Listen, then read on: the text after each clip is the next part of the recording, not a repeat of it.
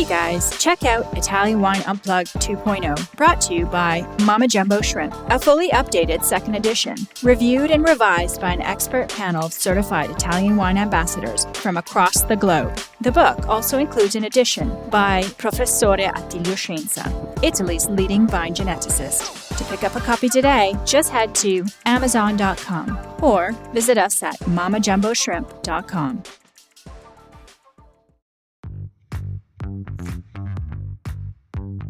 Welcome to this special Italian wine podcast broadcast. This episode is a recording off Clubhouse, the popular drop-in audio chat. This Clubhouse session was taken from the Wine Business Club and Italian Wine Club.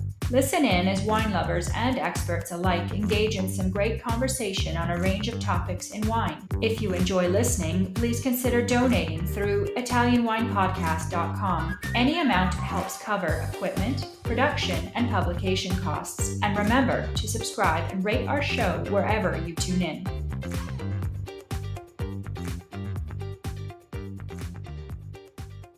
Hi everyone, welcome to Clubhouse Ambassador's Corner. So for today, we've got Bella Ma. She is an Italian wine ambassador from VIA Hong Kong 2022. So let's proceed with her biography. So having spent her teenage years near the town of Moutai, Bella witnessed the power of Baijiu, fermented sorghum juice that brings people together. Her curiosity led her in her adolescence to wines and exotic fermented grape juice. Having acquired experiences in Michelin-starred restaurant in San Sebastián and Hong Kong, Bella fell deeply in love with Italian wines during a long and enlightening trip into 2021 against all Hong Kong travel restrictions. Time spent at Contra Soarda with Eleonora was one of her defining moments.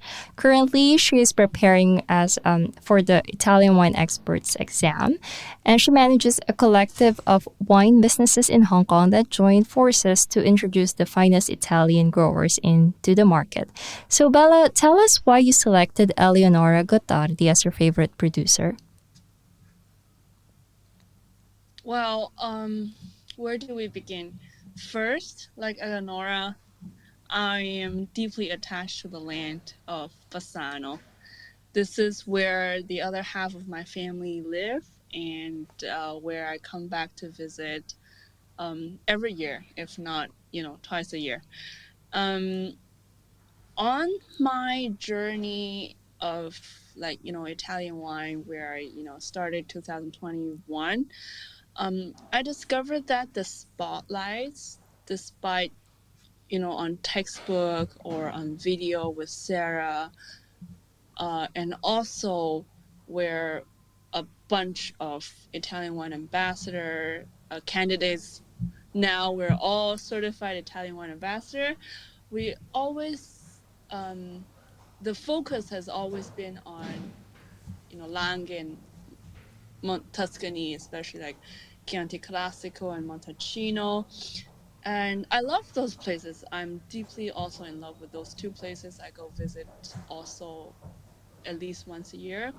But since, I have the chance to share a producer with all the Italian wine ambassadors across the globe, with the wine lovers, all over the world, I like to use this chance to present Bassano, a place that gave me the chill and, life-changing moment during my first visit with Eleonora.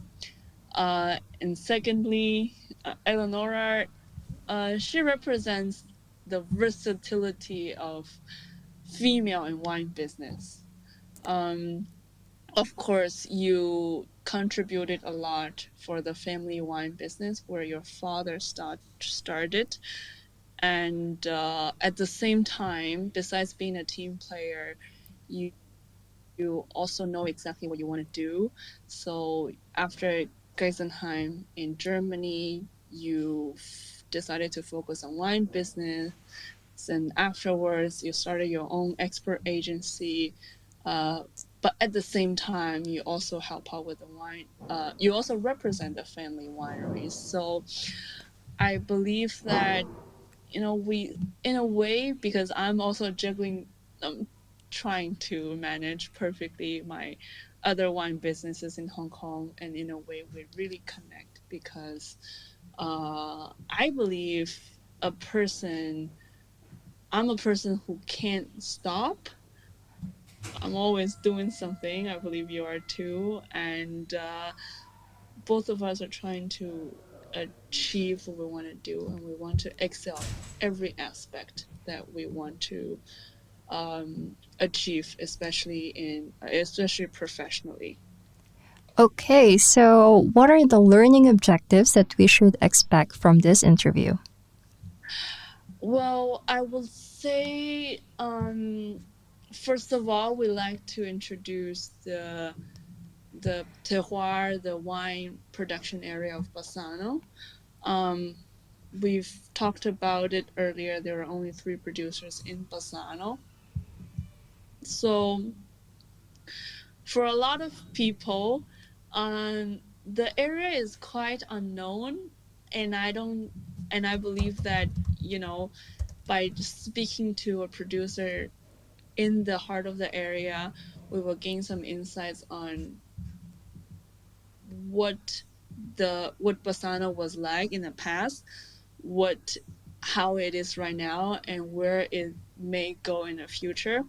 And besides that, because Contra Soarda is such a innovative winery, there are a lot of ideas being thrown around in a winery, and a lot of them were realized here.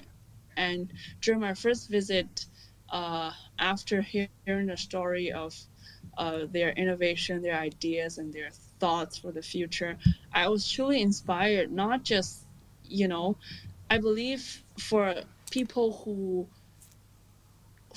comes from winemaking background or wine business, or simply just as a consumer who work in different professions, hearing the story of Contra Soarda, what they do in here, is inspiring for all aspects of life. It was in 2009 where I met Eleonora in Hong Kong. It was a Michelin star restaurant where I used to work, Bon Innovation, with her. What an amazing dinner. Yeah. And what an amazing wine. Yeah, Wine service. She still talk about it to me, and my memory were a bit vague because I was lucky at that moment, because that restaurant, I've met a lot of winemakers from almost all over the world, and I do remember that I try my best for every winemaker dinner. Yes. So yeah, she came with her importer, and now my very dear friend Alan, and they came to celebrate Eleonora's birthday. And I remember that because Eleonora has a wine. Well, she's from a wine region, so I've given you a lot of geeky wines to try. Absolutely. And I think we blinded you with 2 bottles. Alan picked. Yeah.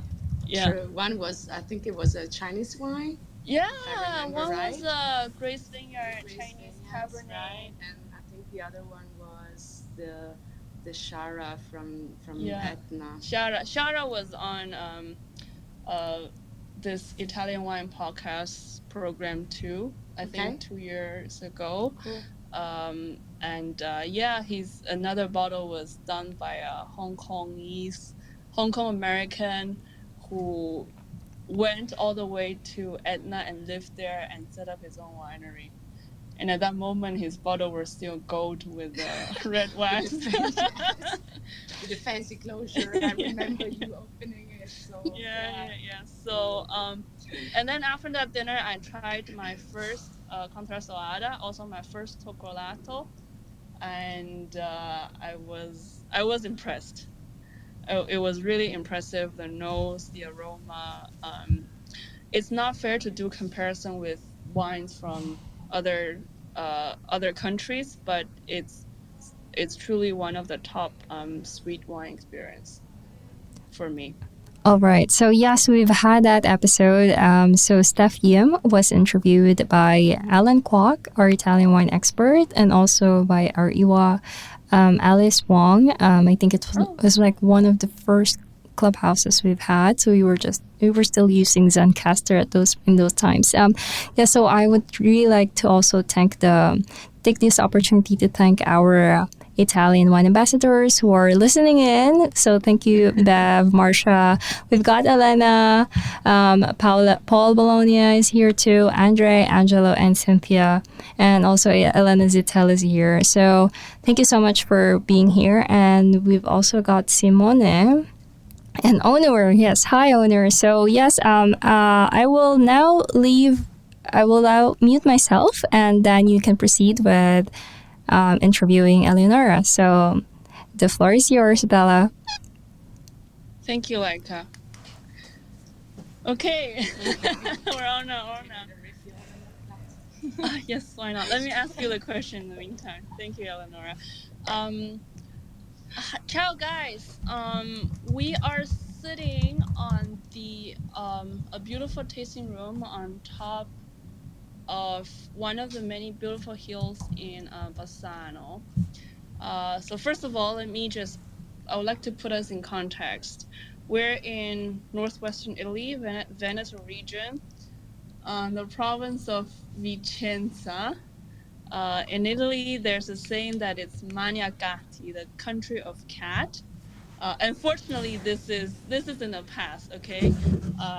Just a cat. They used to eat cats, which is the reason why it's called this way. Yes.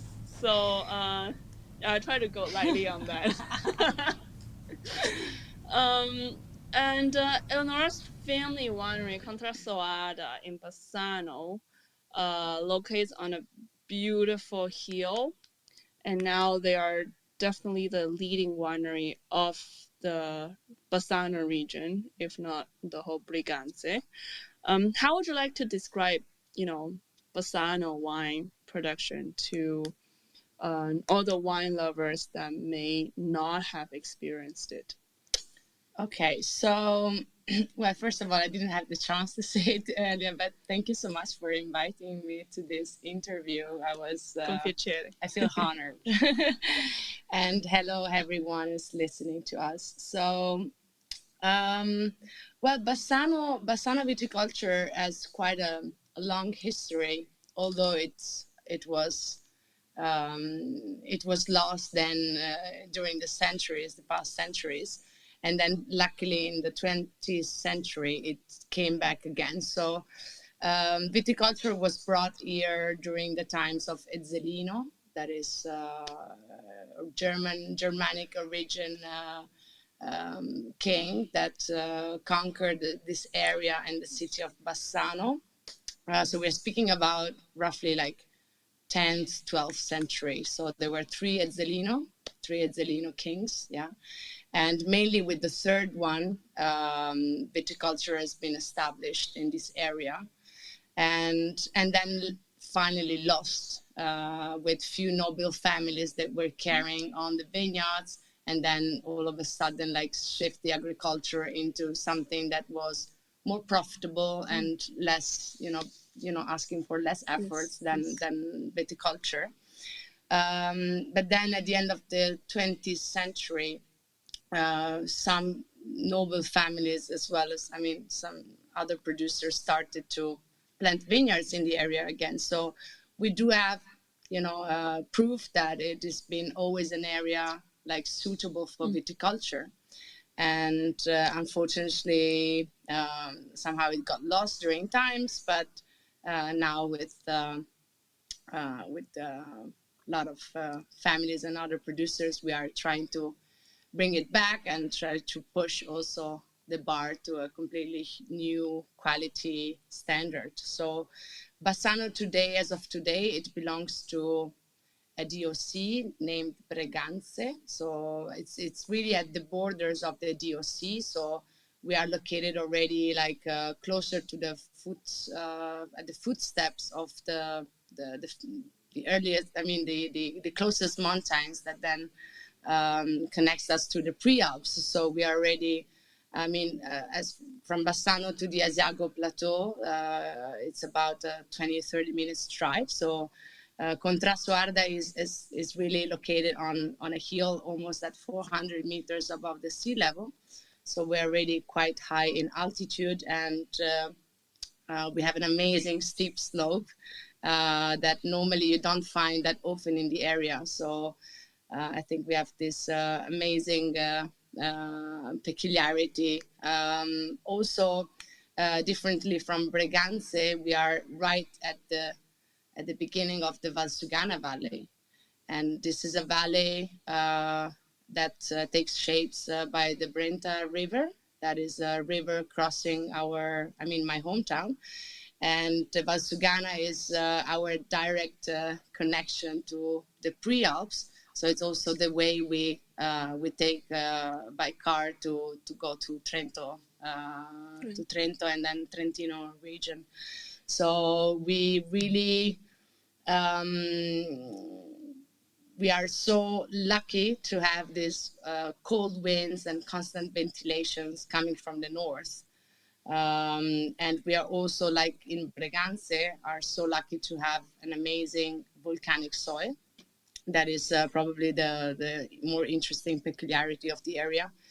And Contra Soarda, also to give a meaning to the name, it means on the slope.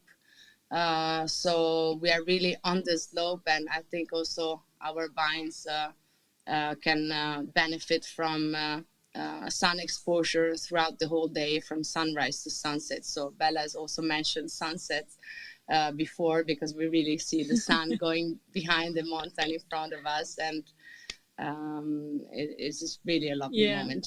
During the summer, I think on the ground it was covered by people who came here for aperitivo and to see the sunset. True. The family story starts with the restaurant. So we became wine producers just in 2000. So we acquired Contra Soarda in 1999, and it was a hill in state of abandonment for over 12 years. So when we arrived here, there was literally nothing.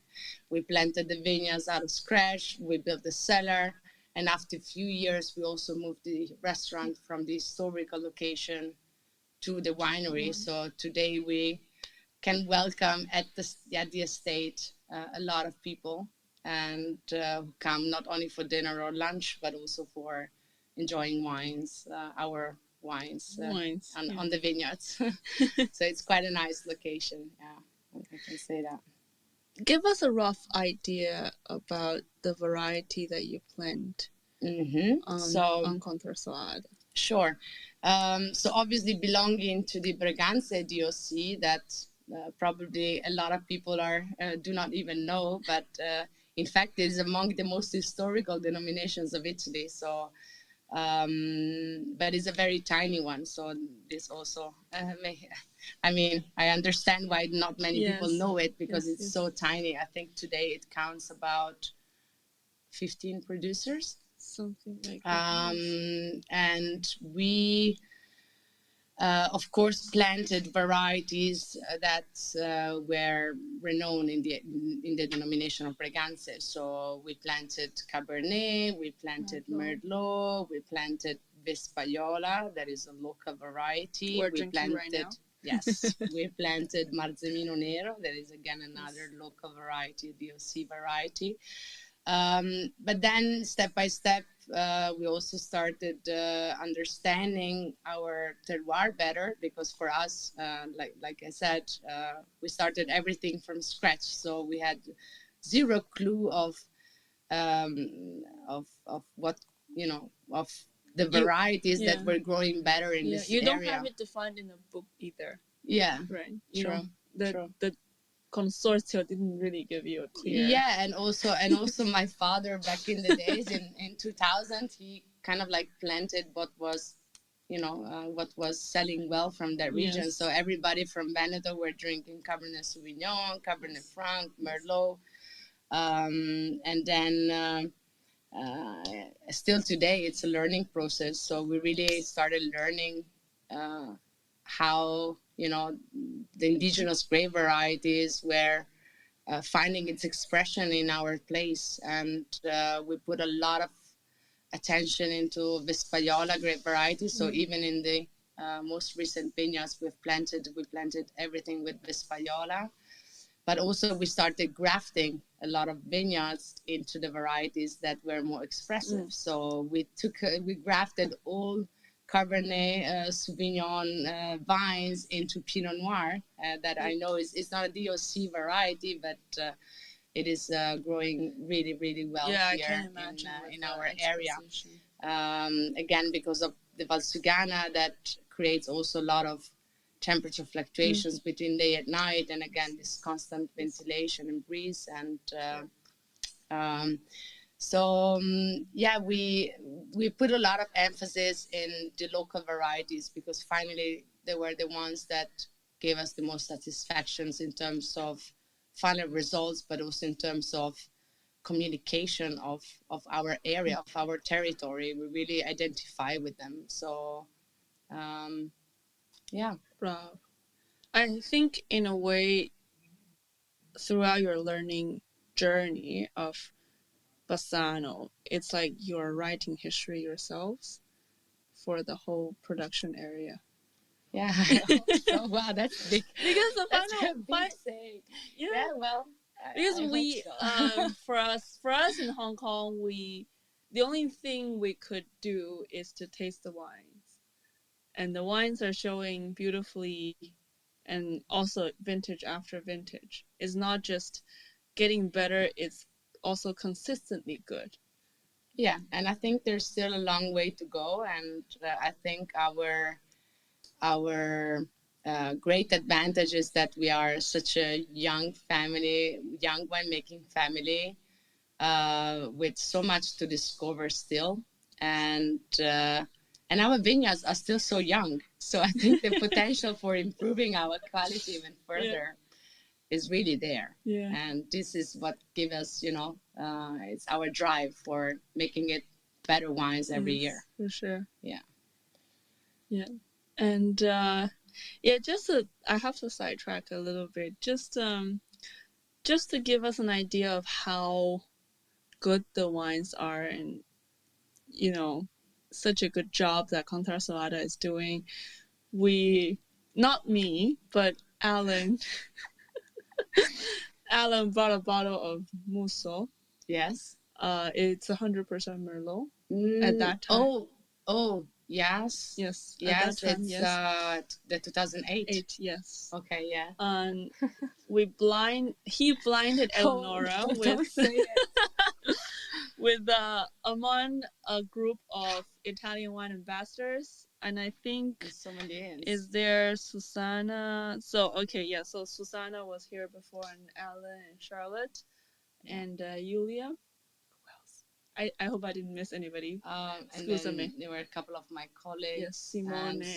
Yes. Yeah. So we had like different ideas about what the wine is, what the wine was. I remember somebody said Petrus. I said Bordeaux. I didn't even recognize my wine, and I mean, honestly, I think I'm half justified just because we had so much wine before. Yes. So, but as soon as I smelled it, I was like, oh my gosh, we are in Bordeaux. Yeah. And I didn't tell everybody what I thought the wine was, because I don't speak most of the time. I was picturing a Clos Rouge in my mind. I say Cabernet Franc from Loire, but I was picturing a Clos Rouge. So when we saw the bottle that's Musso from Contra Soarda, I mean, I'm not surprised. I was surprised. I didn't recognize it, but it's also true that it's an older vintage, so it has been a while. I wasn't tasting it. So. And also for us in Hong Kong, I think there's Justin who does like a master class. He's an Italian wine educator, I believe. And I know Justin. Yeah, he did a master class on Musso. Okay. Italian Wine Podcast. Brought to you by Mama Jumbo Shrimp. Wanifan, like a year ago or a year and a half ago, and Moso was the favorite of everybody. Really? All the students. Yeah. I sent you a Okay. picture. Oh, nice. Yeah, but a long time ago. Yeah. So, that's what I meant. I guess Contra Soarda is really writing the history of Basana region. You're elevating the bar. I hope so. Okay, so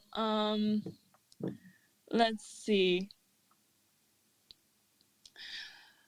During my first visit, I was very impressed on the winery structure that, where it's literally beneath us. Although that, you're a very young winery with recent history, but what you do, like the kind of attention you pay to when you're designing the winery is impressive. Please tell us more, like the thoughts you put in. And okay, so this was my father's vision. I have to be completely honest. He's a big dreamer, but she's also an amazing visionary. I think I should mention this. It's so funny. I did like a team building with my colleagues a couple of years ago, and most of our colleagues, they've been working at our winery for since we started. So I asked them to share a thought of their experience in Contra Soarda after such a long time, and one of them has mentioned, "Oh well, when I first arrived, and the hill was like mix of bushes and nothing."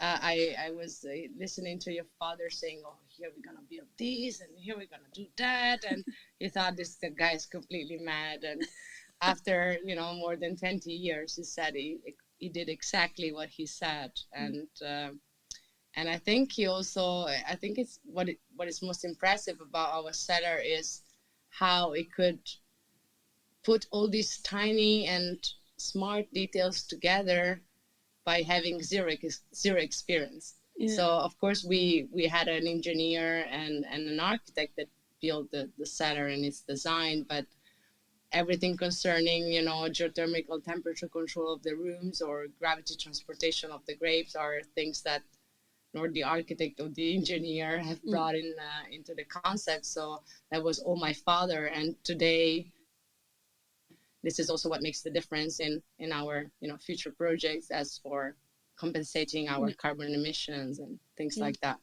So the cellar is built underground, literally inside the mountain. So the structure obviously helps us having a building with a low impact building, not just with respect to the environment itself and the landscape. So of course, since we rescued the hill, we did plant and clean up everything, but also we did not want to destroy the green oasis that it used to be. So we really wanted to have a building that was well integrated with the environment.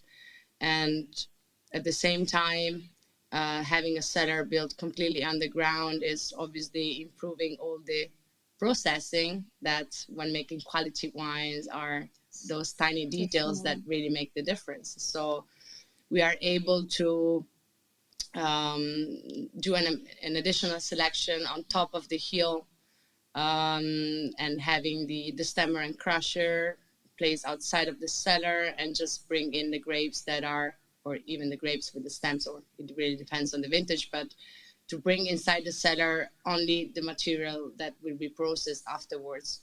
So we're really able to lower the risks in terms of the yeast and the microorganisms you're bringing inside, especially considering we are a new building working only with spontaneous fermentation. So we try to work as clean as possible, and again, having a very gentle processing. So the grapes are entering by gravity, and then the fermentation are following like a very vertical flow, because even the red wines are fermenting in the upper tank and then simply wrecked in the lower tank.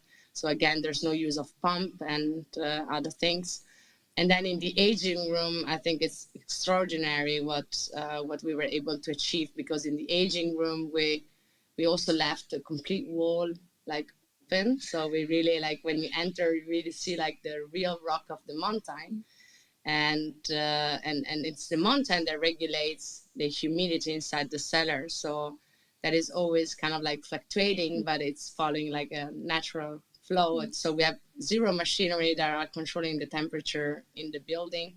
So obviously being on the ground allows us to reach a constant temperature throughout the whole year, humidity control, and we also took advantage of the drainage system that cross all our vineyards to create a simple natural airflow circulation that works by simple convection. So even there's no pump, nothing. So it's just cold air, warm air brought down the valley and come back in the cellar. So we're really able to obtain great stability in a completely natural way with zero consumption of energy. So that is Yeah, for sure. what makes our building quite unique. Yeah. I've learned, what Papa does reminds me of something I learned on this trip. Allucinante. When you say it, sometimes you can say you're unbelievable. Yes.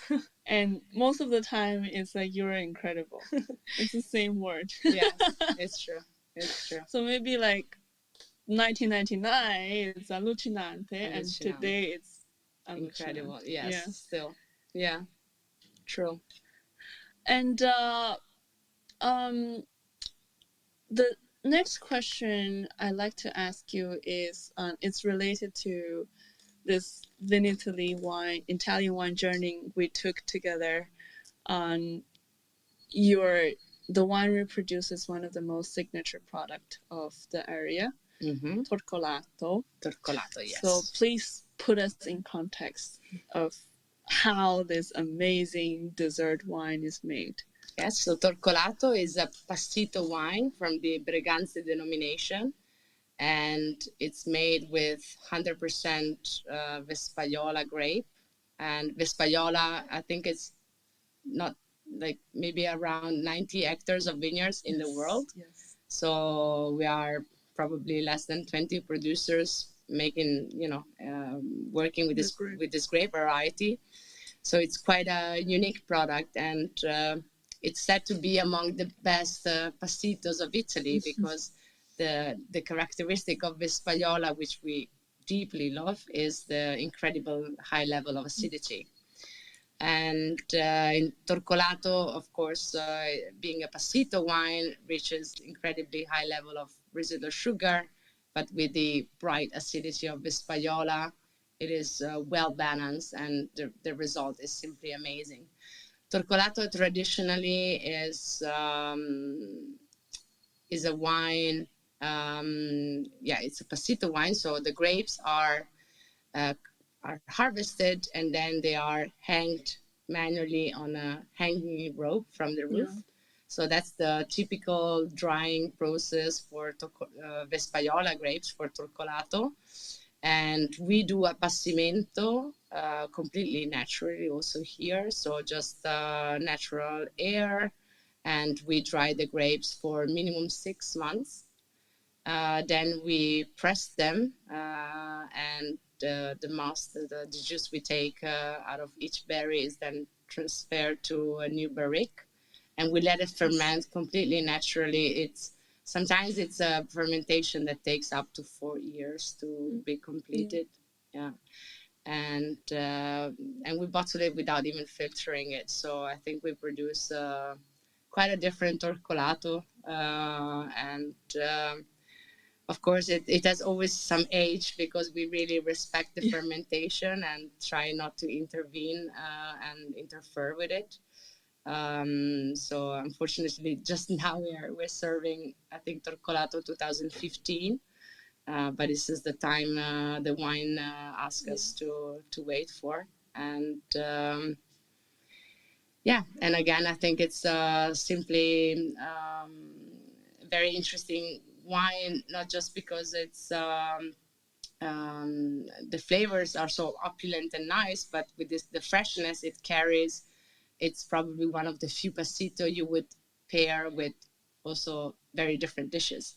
Yes, so normally pasito is always, pasito with biscuits or Sticky. sweets, and our pasito sometimes I have it with oysters. So I know it sounds crazy, but it's actually a great pairing. So yeah, I'll have to try it. Yeah. Wow, it's the kind of wine that things get lost in words, and it's the kind of wine that you just have to experience it yourself. I can't even tell anybody how I felt when I first tasted the pasito. Just get lost in words. Yeah, truly amazing, truly amazing wine. Thank you. Thank you so much. And just before, let's see if we have a bit more time. Just before we talk about, the interesting projects that Contra Soarda is carrying on, and I know that you even had a beer project. Wow, you know everything about us. Just before we went too far, it's a wine beer project, because I would never, focus on beer. Never of course do beer, without wine. yes, but as long as there's wine in it. Yeah. Just before we do that, excuse me, everyone. I forgot to give a grand introduction to Eleonora in the beginning. Oh, shall we do it officially or shall we do it casually? Well, you should just. I don't know. Do you really want to say something about me? I have to. I think everybody already has an idea of,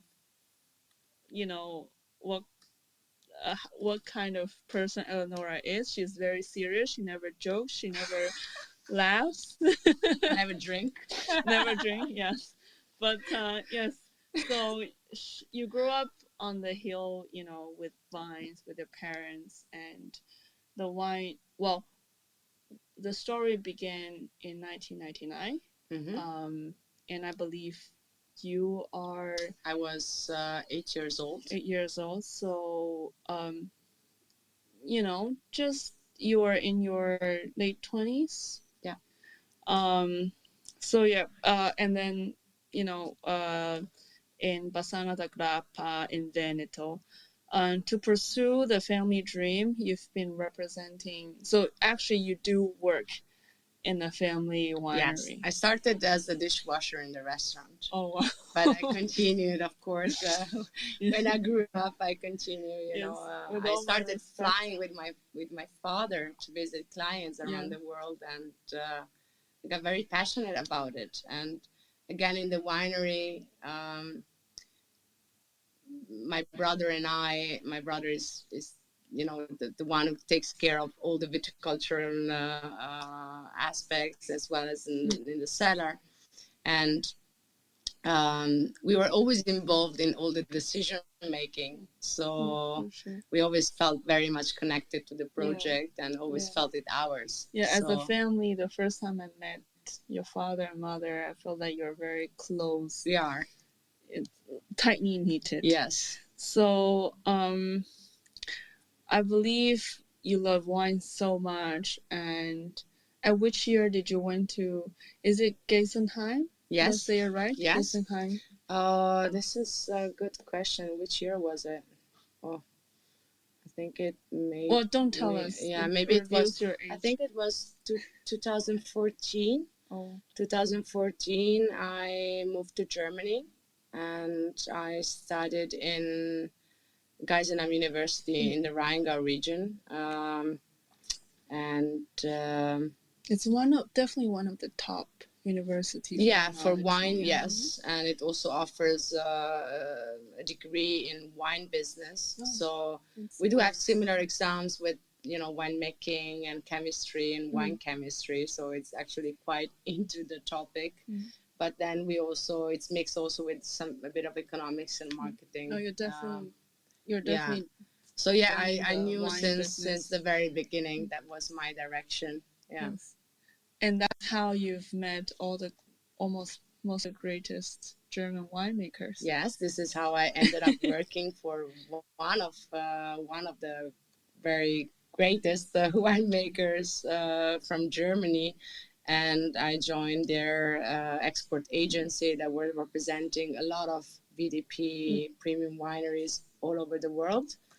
So I've been working in Germany for a couple of years, and then I ended up opening my own business. Yeah. And I put together a portfolio of international producers. So not just Germany, but also California, Spain. Yeah, I saw your portfolio. Yeah. It's really like you. Yes. It's very colorful. And a lot of family stories. Yes, definitely. And definitely good quality wines, because I would never be able to sell something I do not like personally. That's the key. So although it may be a difficult one, I still like the challenge. Yeah. Who doesn't? Okay, so let me see. We have a bit time. So please tell us about the Musso, the story between Musso. Okay, so just for the ones who do not speak Venetian dialect, for you to know what Musso is.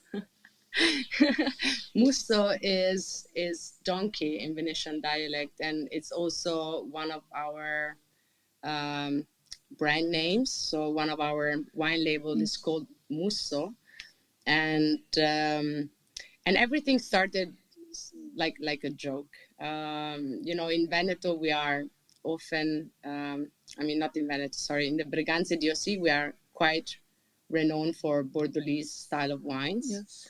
And we wanted to produce a wine that was going into that direction, but differently from all the other wines we produce that are like monovarietal, like really a varietal expression of the variety itself.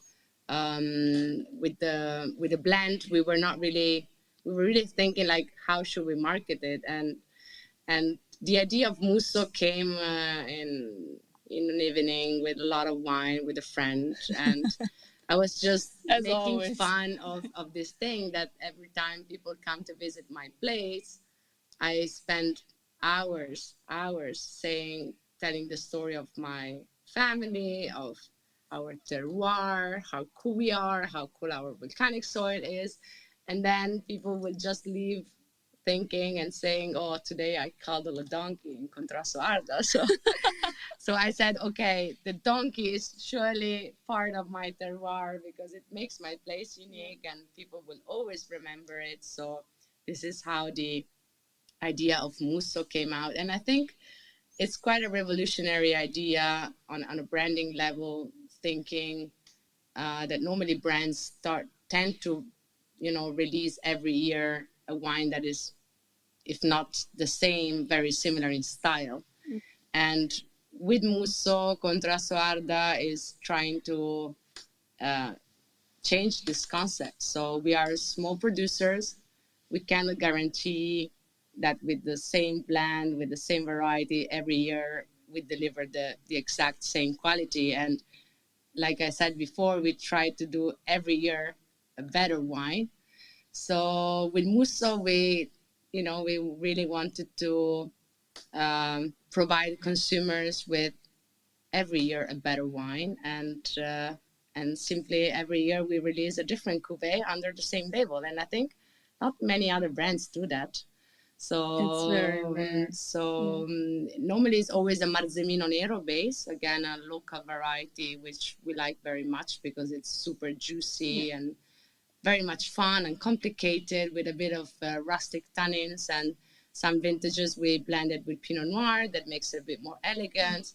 Some vintages maybe Pinot Noir was too hard to produce, and then we add a bit of Merlot or Carmener, and we release every year a different cuvée, and that carries a different donkey name. So, yeah. Yes. And we've experienced something similar. As a drinker a few days ago, you open a nice bottle, but then it's corked. and then you open some old bottle and you're like, oh, this bottle is, the condition is magnificent compared to the previous two. And what I wanted to say is, if you love wine, then you love surprises, because wine is alive, and it's just so fun to taste a wine that changes. Yeah, and also it's so much fun to change your mind, yes, right? Exactly. Yeah, I agree. Let us close this with, I've always wanted to ask you, you've achieved so much in the winery structure and also with all the projects that you do. Do you have, what's the next exciting thing for Contra Soarda? Next exciting thing is probably the new farm we're gonna build in the next month. So we're gonna start this fall, because since we moved the restaurant, so I mentioned that we do own one of the most historical restaurants in town, and we moved the restaurant to the estate I think around 2010, and we readapted also the concept like in the old days. So we are basically producing almost 80% of what we're serving, starting from the olive oil to, of course, the meat and the vegetables. So when my father got older, he had a middle life crisis, and he started growing vegetables. Wine is not enough. So as he is not busy enough, he's like, why not? I start and he plants 20 varieties of tomatoes every year. And now we're facing, the first zucchini time, and then we're gonna be stuffed with zucchini. So we're gonna be serving zucchini tasting menu in our restaurant for the next 10 courses of months. zucchini. But so I think it's really interesting that we are really able to somehow be sustainable. It's very hard to use sustainability, especially in winemaking and in the restaurant business, but somehow really by producing everything that we're serving, it gives us this advantage. And in fact, we did also do a carbon footprint calculation a couple of years ago, and try to really see what can be improved and to start compensating also for our carbon footprint emission. And with the new farming, we're gonna also get some extra help in terms of energy. So we're gonna build a solar panel, and we're gonna move our animals all down there, and we're gonna process the meat also ourselves. So that is the big next step. Obviously, I think further in time, we're going to also move kind of the logistic pole of the cellar down there. And down there, it sounds like down there somewhere, but it's just 2 minutes drive from where we actually are. Yeah. Because the hill is so steep that every time trucks are coming to collect it's a bit the hard. wine, they're not that happy. So and to expand it here, it's gonna be really complex, considering that we are completely underground. Okay. Yeah, I believe that because you pay so much attention to the vineyard, the cellar, especially that we're all experiencing the global warming. Mm-hmm. A lot of wine regions, a lot of winemakers are actually considering moving their vineyard a bit further away from historically the best place for ripening and just everything. going to the cooler places. Yeah. So that I think you're also very thoughtful on. You were thoughtful since the beginning of the wine. Yeah. So in fact, I think the idea of starting this whole carbon footprint calculation and assessments started really from, okay, we feel like we do have we are we are a bit like a step further, but we want to have it certified. Like, it's hard really to go out there and say, oh yeah, I'm cool, I'm organic, but I'm not certified, and I'm sustainable, but I'm not certified. That is sometimes too easy. You want to break especially your in head and terms of make it. sustainability, it's a bit more tricky. Like, I do believe producers that say I don't have the certification, but especially in places where it costs so much, and you have growers that they cannot write and read. So that makes sense. But I really wanted to also see at what point we were and how we could improve further. And I think this is just the beginning of a very long-term project that hopefully will take us to be even a more eco-friendly winery. Yeah, like you said, you started and you want to push the limit. Yes. You want to see where it ends. Yes. Yeah. And it's a long way to go. Like, we're ready to wrap it up, and we can hand the floor over to you. Okay, sure. Thank you so much for doing this with me, Eleonora. No, thank you for choosing me. I hope it did not destroy our friendship. Oh, I hope I was good enough. I'll send you a full report. No, it's really a pleasure.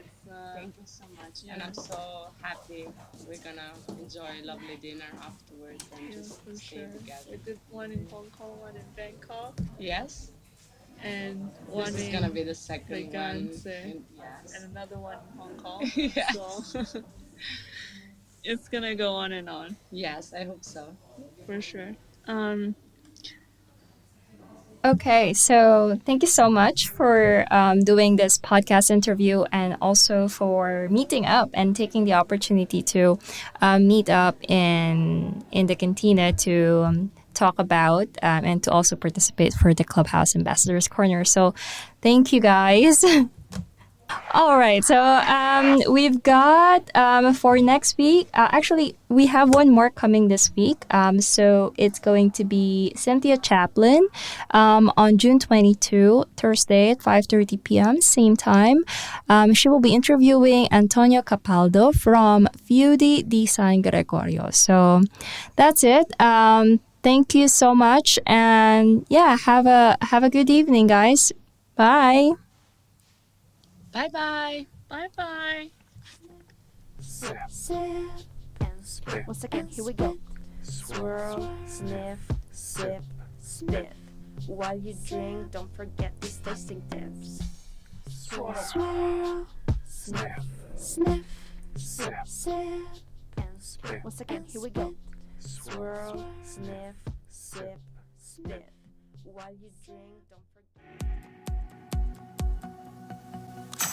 Listen to the Italian Wine Podcast wherever you get your podcasts. We're on SoundCloud, Apple Podcasts, Spotify, Himalaya FM, and more. Don't forget to subscribe and rate the show. If you enjoy listening, please consider donating through ItalianWinePodcast.com. Any amount helps cover equipment, production, and publication costs. Until next time, chin chin.